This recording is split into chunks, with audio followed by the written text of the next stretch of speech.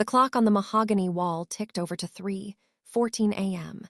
Not a skip, not a delay, just the same dry, rhythmic needle stab Kang Yi-hyun had heard for 2,920 nights in a row.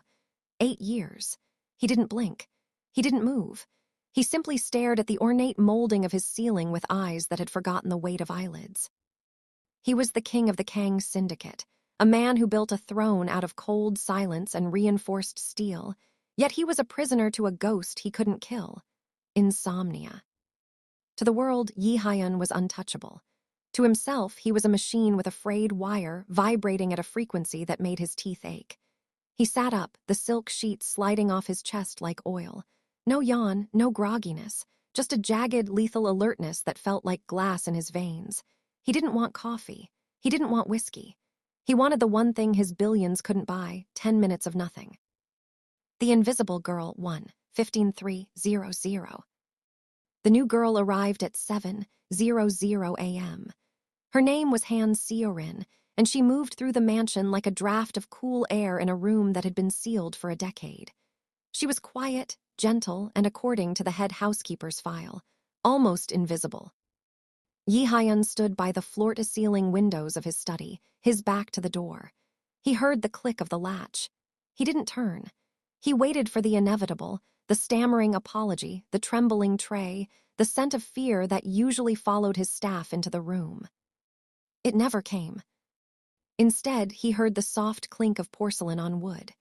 Then, the sound of curtains being drawn back, not all the way to blind him, but just enough to let in a sliver of gray morning light. "The tea is barley, not green," a voice said. It wasn't loud, but it had a grounding weight to it that cut through the static in his brain. "Green tea has caffeine. You've had enough of that today." Yi-hyun turned, his gaze sharp enough to draw blood. Seorin didn't flinch. She was smoothing the edge of his desk, her expression one of calm, professional indifference. She didn't look at his tattoos. She didn't look at the scar on his jaw. She looked at his tie. "It's crooked," she noted, stepping forward. For the first time in 8 years, Yi-hyun didn't calculate the distance to his weapon. He didn't analyze the threat. He just stood there, paralyzed by the sheer audacity of her piece. The heavy, metallic scent of the mansion, a mixture of expensive gun oil, floor wax, and sterilized air, had been the only thing Yi-hyun breathed for nearly a decade. It was the smell of a fortress. But on Tuesday morning, the air in the study changed. It was subtle at first, a faint, botanical sweetness that drifted through the room, cutting through the stagnant tension. Yi-hyun sat at his desk, his eyes burning with the dry heat of a man who hadn't closed them in days. He smelled it before he saw her. Lavender. Not the cheap, artificial kind, but something raw and earthy, steeped in the steam of the small ceramic bowl Seorin placed on the low bookshelf behind him. "Remove it," he said. His voice was a serrated blade, low and dangerous. Seorin didn't stop.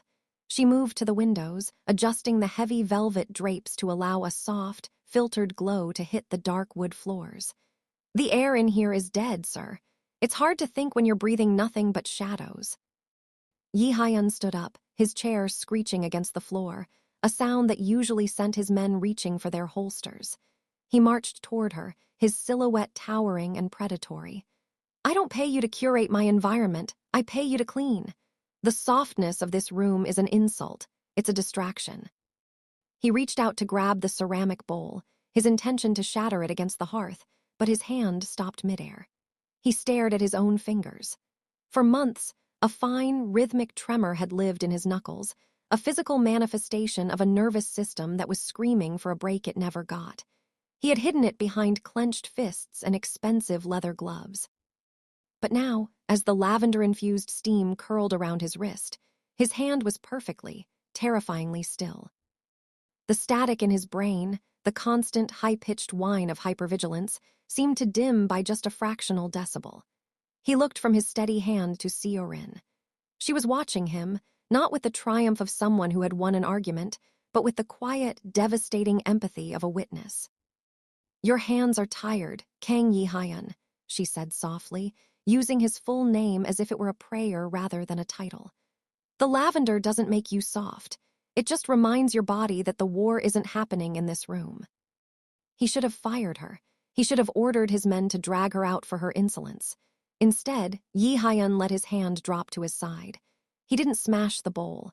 He turned back to his desk, the silence of the room no longer feeling like a vacuum, but like a cushion. He didn't sleep, but for the first time in 8 years, he didn't feel like he was vibrating apart. "Don't let it happen again," he muttered, his back to her. He heard the soft, retreating tap of her shoes and the click of the door. As the scent of lavender deepened, Yi Hyun picked up a pen. His grip was steady. The ghosts were still there, but for a moment they were quiet. The library was a mausoleum of leather-bound secrets and cold marble, a place where the silence usually felt like a held breath. By 2:00 a.m., the lavender from the study had long since faded, replaced by the familiar, jagged edge of a storm brewing in Yi Hyun's skull. He sat in the high-backed wing chair, a single lamp casting long, distorted shadows across the floor.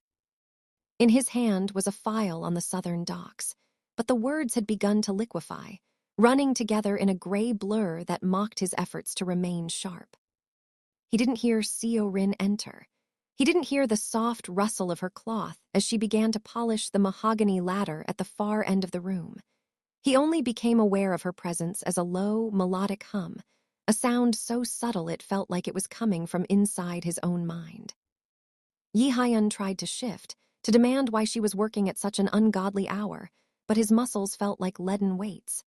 The air in the library felt heavy, pressurized by the rhythmic sound of her movements. He watched her through half-lidded eyes. She wasn't looking at him. She was simply working, her presence a steady, unblinking lighthouse in his turbulent sea. The high-pitched whine of his anxiety began to tune out, replaced by the white noise of her breath. For the first time in 2,920 nights, the guard at the gate of his consciousness simply walked off his post. When Yi Hyun's eyes snapped open, the first thing he felt was a violent, primal terror. The room was flooded with the pale, watery light of a rainy dawn. He scrambled to his feet, his hand instinctively flying to the holster at his small of back, his heart thundering against his ribs like a trapped bird. He had been out. He had been vulnerable. He had been. He looked at the clock. 6:15 a.m. 4 hours. The horror of the lapse hit him first, a cold sweat breaking across his brow. In his world, 4 hours of unconsciousness was an eternity for an assassin to bridge the gap. But as the adrenaline spiked, it met a strange, new resistance. His mind didn't feel like a shattered mirror for once. It felt like a polished lens. The chronic ache behind his eyes had vanished, replaced by a terrifying, crystalline clarity. Seo-rin was sitting on the floor a few feet away, her back against a shelf, a book resting closed in her lap. She looked up as he rose, her expression devoid of the shock his sudden movement should have provoked. She looked at him with that same, quiet steadiness, as if she had spent the last 4 hours guarding the very soul he thought he'd lost. "You were dreaming," she said, her voice a soft bridge back to reality. "You stopped mid-sentence." Yi Hyun stared at her, his chest heaving. He wanted to scream at her for letting him succumb to the weakness. He wanted to demand how she had drugged him. But as he stood there, feeling the impossible strength in his own limbs and the eerie silence in his head, the words died in his throat. He wasn't just refreshed. He was dangerous in a way he hadn't been since he was 20. "Go," he rasped, the command lacking its usual lethal edge. She stood, smoothed her apron, and nodded once. As she disappeared into the shadows of the hallway, Yi Hyun remained in the center of the library, a king who had finally returned from a long, unwanted exile, realizing with a shudder that the girl held the only key to his kingdom. The morning air held a sharp, metallic bite, but the storm inside Yi Hyun's mind had settled into an eerie, unfamiliar calm. He sat behind his desk, the doc reports finally legible, yet he couldn't focus on the logistics of contraband. His skin felt too tight, his senses too heightened. The 4 hours of stolen sleep had acted like a drug, and like any addict, his first instinct was to find the source and interrogate it. When Seo-rin entered to replace the barley tea, he didn't wait for her to speak. He stood, his shadow stretching across the desk like a shroud, and intercepted her before she could reach the tray. He moved with the predatory grace of a man who had regained his balance, his fingers catching her chin with a grip that was firm but lacked his usual cruelty. "What is in the tea?" he demanded, his voice a low vibration that seemed to hum in the small space between them. "What did you put in the air? I've had the best doctors in Seoul and Geneva try to sedate me. I've taken enough chemicals to stop a heart and nothing worked. Not until you." Si-Horin didn't pull away. She didn't even blink, her dark eyes meeting his with a terrifying level of transparency. "Nothing but grain and water, sir, and the lavender you told me to remove." "Don't lie to me," he hissed, his thumb brushing the line of her jaw. "There is a trick, a technique.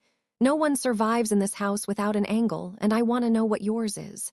How did you break a lock I've spent 8 years reinforcing?" She took a slow, steady breath, her pulse under his fingers as calm as a resting tide. "There is no trick, Kang Yi-hyun. People don't sleep in this house because they are busy watching your hands. They are waiting for the moment you decide they are no longer useful. They are terrified of the monster you've spent a lifetime building."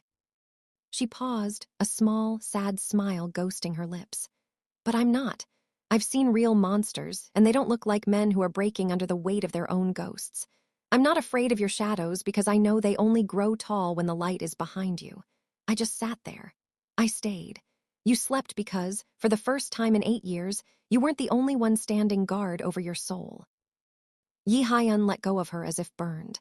The honesty in her voice was more invasive than any blade. He had built an empire on the foundation of fear, ensuring that everyone around him was too frightened to breathe, let alone observe him. He had mistaken their terror for safety. But this girl, this invisible maid, had looked into the abyss he carried inside him and simply pulled up a chair. The price of the peace she offered was the one thing he had never been willing to pay, the truth. He turned back to the window, his reflection looking like a stranger. "Get out," he whispered. He heard the soft clink of the tea tray as she finished her task, the silent grace of her exit leaving the room feeling colder than before. He was the king of the Kang syndicate, and for the first time, he realized he was the only one in the building who was still afraid. The Grand Hyatt boardroom smelled of expensive leather and cold ambition, a neutral ground where the city's most dangerous men met to divide the spoils of the port. At the head of the table sat Lee Sang-woo, the leader of the rival Biko faction. Sang-woo was a man who thrived on decay. He had spent the last 2 years like a vulture, circling the Kang syndicate, waiting for the precise moment Yi Hyun's insomnia-induced paranoia finally caused his empire to collapse from within. Sang-woo leaned back, clicking a gold lighter open and shut, a rhythmic, irritating sound designed to grate on the nerves of a man who hadn't slept. He had grown used to seeing Yi Hyun with bloodshot eyes and a faint, erratic tremor in his hands. He expected the usual version of his rival, a man vibrating on the edge of a breakdown, a king whose crown was slipping under the weight of exhaustion. But as the heavy oak doors swung open, the air in the room seemed to drop 10 degrees. Yi Hyun walked in with a stride that was disturbingly fluid. He didn't just occupy the room, he dominated it. When he sat down opposite Sang-woo, he didn't lean forward in a display of aggressive insecurity. He sat perfectly still. His eyes, usually clouded by a gray haze of fatigue, were now crystalline and terrifyingly sharp. They moved with a predatory focus that caught the light like obsidian. "The Southern redevelopment terms are unacceptable," Yi Hyun said. His voice wasn't the jagged rasp Sang-woo remembered. It was a smooth, resonant baritone that carried the weight of absolute certainty. Sang-woo froze, the lighter clicking shut. He leaned in, peering closely at the man across from him. He was looking for the twitch in the jaw, the slight hesitation in the speech, the frantic energy of a mind eating itself. Instead, he found a man who looked like he had just woken from a long, dreamless hibernation. The Shadow King was gone. In his place stood a general with a mind like a razor. "You look different, Yi Hyun," Sang-woo remarked, his smile not reaching his eyes. "I heard rumors you were losing your grip, that the ghosts were finally winning." Yi Hyun didn't blink. He simply stared through Sang-woo, his gaze so steady it felt like a physical weight. "The ghosts haven't gone anywhere, Sang-woo. I just stopped letting them run the house." A cold spike of unease drove through Sang-woo's chest. A sleep-deprived Yi Hyun was a liability he could exploit, a ticking bomb he could manipulate. But arrested Yi Hyun was a disaster. As the meeting continued, Sang-woo watched the way Yi Hyun dismantled a complex logistics contract with a single, surgical observation. He realized with a sinking dread that the vulnerability he had been banking on had vanished. Somewhere, somehow, Yi Hyun had found a way to silence the noise. And as Sang-woo watched his rival's unwavering hands, he knew he had to find the source of that silence and destroy it before it made Yi Hyun truly untouchable. The transition from the boardroom to the mansion was a descent back into a world of heightened senses. Yi Hyun found himself standing in the center of his vast, empty foyer, his skin prickling with an agitation that rest had only sharpened. He was no longer a man falling apart, but he was a man obsessed with the mechanics of his own salvation. He summoned Min Jae-woo, his head of security, a man whose shadow was as silent as a grave. "The new girl," Yi Hyun said, his voice echoing off the marble. "Hand Seo-rin. I want her monitored. Every room she enters, every person she speaks to, every item she brings into this house. If she so much as breathes out of rhythm, I want to know." Min Jae-woo nodded, his face a mask of professional apathy. "You suspect her of working for Sang-woo, sir." "I suspect everyone," Yi Hyun snapped. But as the words left his lips, they felt hollow. He didn't fear her betrayal, he feared her power. He feared the way her absence felt like a slow leak in his oxygen supply. For the next 3 days, the surveillance feeds became Yi Hyun's new ritual. He sat in his darkened control room, watching the grainy, black-and-white images of Seo-rin moving through the house. He watched her fold linen with a meticulous grace that seemed to calm the very air around her. He watched her tend to the orchids in the conservatory, her lips moving in a silent song that he found himself leaning toward the screen to hear. Min Jae-woo provided hourly reports, but they were agonizingly mundane. She spoke to no one. She made no phone calls. She simply existed. By the 4th night, the agitation became unbearable. Yi Hyun sat in his study, the lavender bowl long cold, staring at the door. He told himself he was waiting for a security breach. He told himself he was looking for a reason to eliminate the threat she posed to his discipline. But when the clock struck midnight and the door finally creaked open, the surge of adrenaline in his chest wasn't a warrior's response. It was a drowning man's gasp for air. Seo-rin entered carrying a small tray of cedarwood and dried orange peels. She didn't look at the cameras he had hidden in the corners. She looked directly at him. "You've been packing, sir," she noted, her voice the only thing that could bridge the gap between his fury and his fatigue. "The floorboards in the hall have a specific creak. You've walked them 42 times tonight." Yi Hyun stood, his chair skidding back. He wanted to tell her he had her watched. He wanted to tell her she was a prisoner. But as she stepped into his space, the scent of the cedarwood began to dull the sharp edges of his paranoia. The silence she brought wasn't the silence of a grave. It was the silence of a sanctuary. He realized then that Min Jae-woo wasn't the one watching her. Min Jae-woo was just a proxy for a man who could no longer endure a single hour without the grounding gravity of her presence. Yi Hyun didn't want her monitored. He wanted her near. He wanted to stand in the radius of her peace until the shadows of the syndicate felt like a world away. "Stay," he whispered, the command cracking under the weight of a need he didn't have the strength to name. "Just finish the room." Tension in the mansion had shifted from a cold vacuum to a heavy electric charge. Yi Hyun sat in the dining hall, the long obsidian table reflecting the dim chandelier light like a dark lake. Beside him, Min Jae-woo stood like a stone sentinel, his hand never straying far from his jacket. They were expecting a delivery of documents from the docks, but instead, a junior steward approached with a silver tray bearing a single cup of steaming jasmine tea. "From the kitchen, sir," the boy murmured, his eyes fixed firmly on the floor. "To help with the late hour." Yi Hyun reached for the handle, his mind already drifting back to the logistics of Sang-woo's latest move. His fingers were an inch from the porcelain when a blur of white and gray moved into his peripheral vision. "Don't," Seo-rin said. The word wasn't a shout, but it carried the force of a physical blow. She stepped out from the shadows of the sideboard, her hand moving with a fluid, terrifying speed to catch Yi Hyun's wrist. The room went dead silent. Min Jaeho's weapon was cleared from its holster in a heartbeat, the barrel leveled at Seo-rin's chest. "Move your hand, Maid," Min Jae-ho hissed, his finger tightening on the trigger. Yi Hyun didn't move. He looked at Seo-rin's face. She wasn't looking at the gun pointed at her heart, she was looking at the tea. Her expression was devoid of its usual warmth, replaced by a crystalline, clinical focus. "The jasmine is too heavy," she said, her voice steady despite the lethal tension in the room.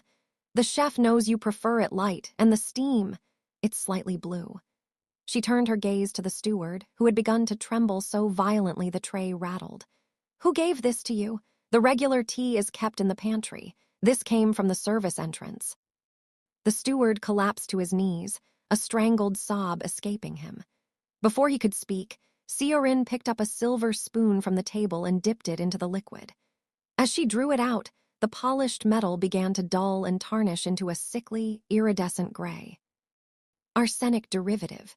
Slow, agonizing, and almost impossible to detect unless one was looking for the subtle discord in the harmony of a room. Yi Hyun looked from the spoon to the woman holding his wrist. He had spent a lifetime training men to spot assassins, to scan for snipers, and to check for wiretaps. He had spent millions on technology that could detect a heartbeat through a wall, but all of it had been useless against a splash of poison in a porcelain cup. His security had been looking for a war. Seo-rin had been looking for the truth. "Lower the gun, Min Jae-ho," Yi Hyun commanded, his voice a low, terrifying rumble. He stood up, but he didn't pull his hand away from Seo-rin. He looked at her quiet, unassuming face and realized that her softness was merely the sheath for a mind more observant than his most seasoned soldiers. She hadn't just saved his life. She had exposed the terrifying reality that his fortress was porous, and she was the only one who could see the holes. "Take him to the basement," Yi Hyun said, nodding toward the steward. He then turned to Seo-rin, his grip shifting from her catching his wrist to him holding her hand. "And you stay with me. From now on, nothing enters this room unless it passes through your sight." The invisible maid had become the most lethal weapon in the house, and as the shadows deepened, Yi Hyun realized his survival no longer depended on his gun, but on the woman who knew exactly how his tea should smell. The rain lashed against the reinforced glass of the master suite, a rhythmic drumming that usually signaled another night of frantic wakefulness. But tonight, the air was thick with the scent of dried cedar and the low, steady vibration of Seo-rin's voice as she sat in the chair beside the bed. Yi Hyun's eyes were heavy, the crystalline clarity of the past week finally softening into a true, deep slumber. For the first time in 8 years, he wasn't dreaming of the brother he'd lost. He was simply resting. The silence was shattered by a sound that didn't belong to the rain. A muffled asterisk thud, followed by the sharp, electronic chirp of a breached security line. Yi Hyun was upright before the sound finished echoing, his hand moving to the weapon hidden beneath his pillow with a speed that was no longer frantic, but surgical. The dream was over. The nightmare had arrived in the form of Sang-woo's elite strike team. "Stay behind me," Yi Hyun commanded, his voice a low, lethal rasp. He didn't look at her, but he could feel Seo-rin's presence behind him, a calm, steady heat in the freezing room. The door to the suite exploded inward. 2 men in tactical gear charged through the smoke, the red dots of their laser sights dancing across the mahogany walls. Yi Hyun didn't hesitate. He fired twice, the suppressed thuds of his handgun punctuating the darkness.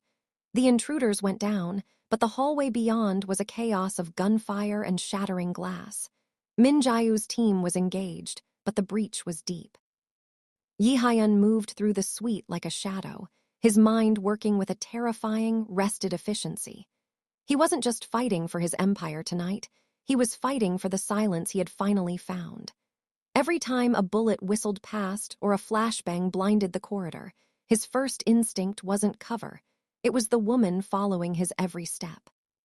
They reached the hidden stairwell behind the library, but a third operative intercepted them, swinging a combat knife in a wide, desperate arc. The blade grazed Yi Hyun's shoulder, slicing through silk and skin. He didn't flinch. He caught the man's throat, his grip a vise of iron, and drove him back into the stone wall. As the man slumped, Yi Hyun turned to Seo-rin. She was pale, her dress stained with the soot of the explosion, but she wasn't screaming. She looked at the blood on his shoulder and then at his eyes. She saw the monster he had become to protect her, and she didn't turn away. "The library is compromised," Yi Hyun whispered, his heart thundering not with fear but with a primal protective urge. "We move to the vault, now." The mansion, once his fortress, was now a labyrinth of fire and lead. But as Yi Hyun led her through the smoke, he realized the stakes had changed. He wasn't a man trying to survive the night anymore. He was a man ensuring that when the sun rose, there would still be someone left to make the tea. He fired into the haze, a king reclaiming his domain, proving that a man who has finally tasted peace is the most dangerous predator of all. The smoke had cleared by dawn, leaving the mansion in a state of hollow, crystalline silence. The air tasted of ozone and rain, a cold reminder of the violence that had torn through the halls only hours before. Min Jae-woo's team was already moving like ghosts through the wreckage, clearing glass and shadowed bodies with a grim, professional efficiency. But Yi Hyun was not in the control room, nor was he surveying the damage to his gates. He found himself in the kitchen, a place he had rarely entered in all his years of ownership. It was a cavernous space of stainless steel and white marble, now bathed in the soft, bruised light of the rising sun. Seorin was there, silhouetted against the window. She had washed the soot from her face, though the hem of her uniform was still torn. She was moving with that same infuriatingly steady rhythm, her hands occupied with the simple task of sorting dried herbs. Yi Hyun stood in the doorway, his arm in a sling, his jaw tight. The adrenaline had finally ebbed, leaving behind a profound, heavy stillness. Normally, at this hour, he would be demanding the strongest espresso the machines could grind, bracing his nervous system for another day of looking over his shoulder. "The tea is almost ready," Seorin said without turning around. Her voice was the only thing in the house that didn't sound broken. "Barley and ginger this morning, to settle the shock." Yi Hyun walked toward her, his footsteps heavy on the tile. He reached the counter but didn't look at the tea. He looked at her hands, the hands that had held his soul in the dark while he slept, the hands that had spotted the poison when his own elite soldiers were blind. "The threat is gone," Yi Hyun said, his voice a low rumble that lacked its usual edge of command. "Sangwoo is being dealt with. The house will be reinforced. You are free to go, Seorin. I've had Min Jae-woo prepare a settlement that will ensure you never have to work in a house like this again." Seorin finally turned, her dark eyes searching his face. She didn't look relieved. She didn't look like a woman who had just been handed a fortune. She looked like someone waiting for the truth. Yi Hyun felt the old, familiar panic of the ghosts trying to rise, but for the first time, they were weak. He realized he didn't want the coffee. He didn't want the jagged, artificial energy of a man who was afraid of the dark. He wanted the peace that lived in the small space between them. "I don't want the caffeine," he whispered, stepping closer until he could smell the faint, lingering scent of lavender on her skin. "I don't want to go back to the way the air felt before you walked in." He reached out with his good hand, his fingers grazing the wood of the counter next to hers. He wasn't the untouchable boss in that moment. He was a man who had finally found a home. "I'm not asking you to clean, Seorin. I'm not asking you to guard my tea. I'm asking you to stay, because I think I'd like to see what the world looks like when I'm not the only one awake." Seorin didn't answer with words. She simply reached out and placed her hand over his, her touch grounding him more than any fortress ever could. Outside, the sun finally broke over the horizon, and for the first time in 8 years. Kang Yi Hyun didn't flinch at the light.